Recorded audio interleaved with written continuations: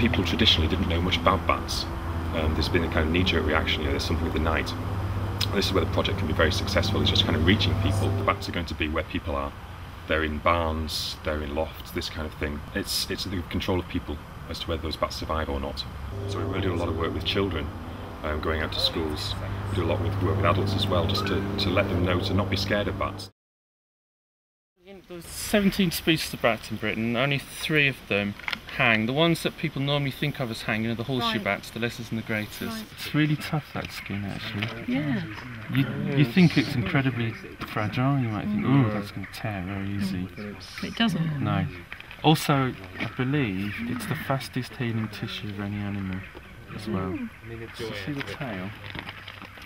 See it's sort of cup shape like that? A lot of bats catch their prey in their tail. They'll catch them in the tail membrane and then into them. That's what.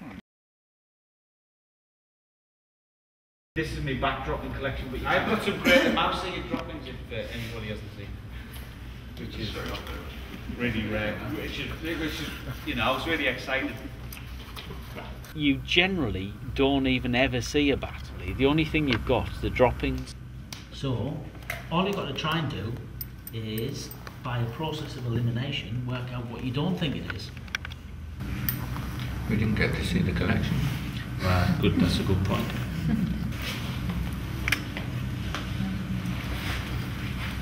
They're not cerati. That's not big. Because they're really nice and fat and big. Myotis. Myotis, so we're down to myotis. So, you know, we've done well to get it down to that just by a process of elimination.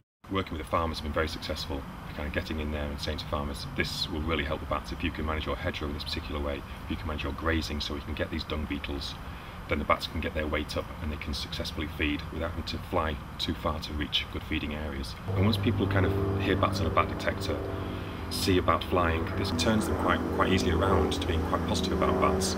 And I think ultimately that's going to be largely what the bat's future depends on.